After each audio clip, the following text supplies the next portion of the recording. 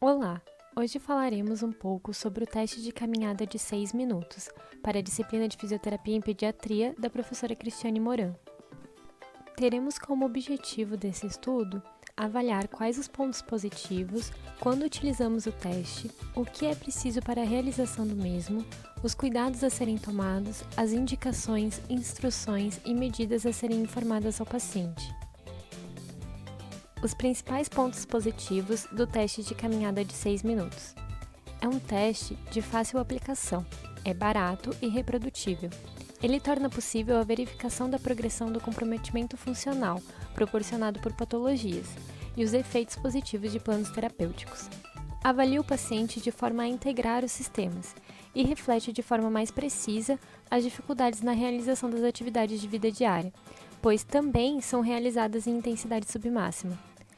Ele tem como principais parâmetros analisados a distância percorrida, a frequência cardíaca, a saturação de oxigênio, a frequência respiratória, a dispneia e a fadiga. E ele pode ser muito útil, tanto na avaliação da progressão da doença, quanto para avaliar a eficiência do tratamento. Mas quando podemos utilizar esse teste? Existem 3 principais classes de doenças em que o teste pode ser aplicado. Em doenças intersticiais, como a fibrose pulmonar idiopática, a alveolite alérgica extrínseca e a sarcoidose. As doenças obstrutivas, como o enfisema, a asma e a bronquiectasia, e doenças vasculares, como hipertensão arterial pulmonar, doença tromboembólica crônica e esclerodermia. Para a elaboração deste trabalho, utilizamos um guideline da ATS e um artigo.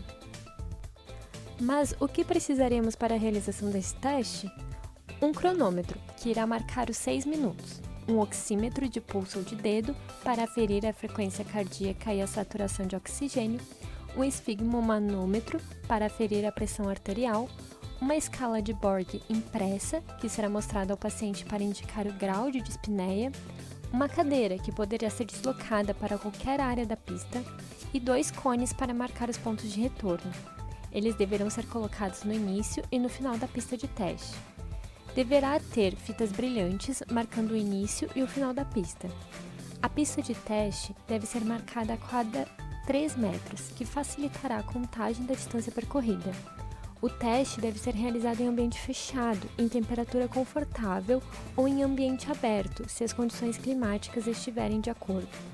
O uso de uma esteira para determinar a distância percorrida pode economizar espaço e permitir o monitoramento constante durante o exercício. Mas o uso de uma esteira para teste de caminhada não é recomendado. Os pacientes não conseguem manter o ritmo em uma esteira. Existem algumas razões para interrompermos o teste imediatamente.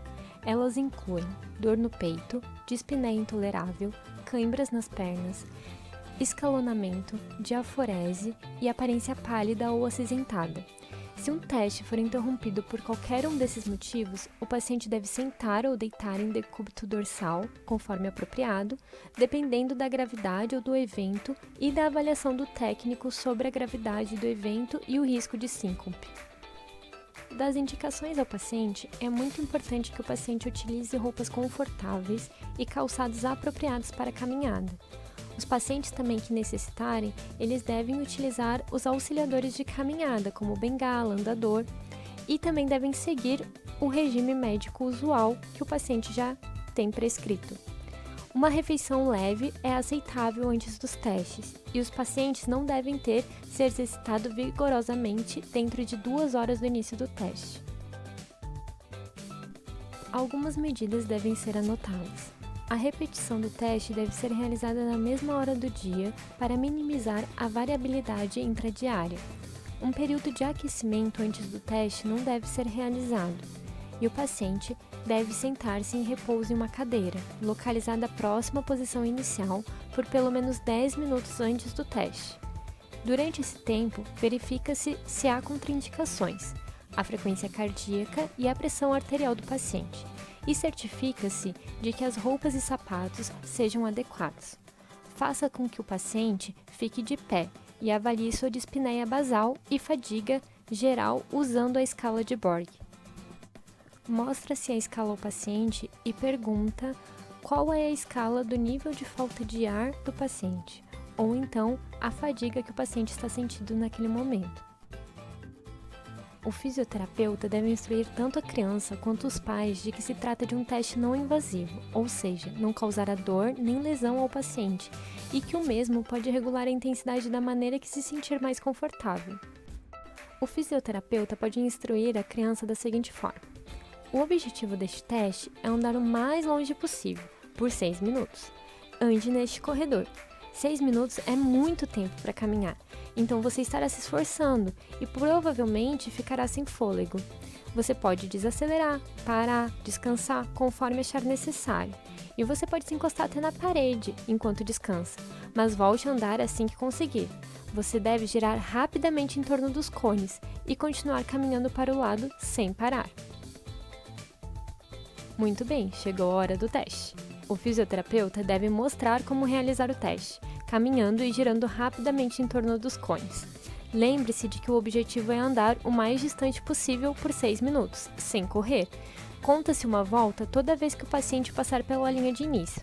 Posicione o paciente na linha de partida. O fisioterapeuta também deve ficar perto da linha de partida durante o teste. E não se anda com o paciente. Assim que o paciente começar a andar, inicie o cronômetro. Mas atenção, o fisioterapeuta não deve conversar com ninguém durante a caminhada. Deve-se utilizar de tom de voz uniforme e usar as frases padrão de incentivo. É importante informar ao paciente o tempo restante de teste. Pode-se utilizar frases como: você está indo bem, você tem 5 minutos para ir. Lembre-se que o incentivo não deve ser acelerar o paciente, somente o motivar. Quando o cronômetro estiver a 15 segundos do término, diga o seguinte: em um momento, vou dizer para você parar. Quando eu fizer isso, pare exatamente onde você está e eu irei até você. Quando o teste encerrar, sinaliza seu paciente para que ele pare onde ele está. Leva-se uma cadeira até o mesmo e mede-se a distância percorrida da linha de início até o local do término do teste. Mas o que fazer após o teste? Ao final do teste, registre os níveis de dispneia e fadiga pós-caminhada através da escala de Borg e pergunte se algo impediu o paciente de caminhar mais. Registre o número de voltas do contador e verifique a frequência cardíaca e a pressão arterial durante esse momento. É importante parabenizar o paciente pelo esforço. O teste poderá ser realizado 2 vezes, com intervalo entre eles de no mínimo 30 minutos. Alguns estudos demonstraram que o primeiro teste tem um efeito de aprendizado, melhorando a performance e diminuindo a ansiedade do paciente. Aqui referenciamos os valores considerados saudáveis para crianças entre 6 e 11 anos. Os pesquisadores italianos demonstraram que existem medidas diferentes a serem consideradas saudáveis entre essa faixa etária. Essas foram as referências utilizadas no nosso trabalho. Muito obrigada pela atenção.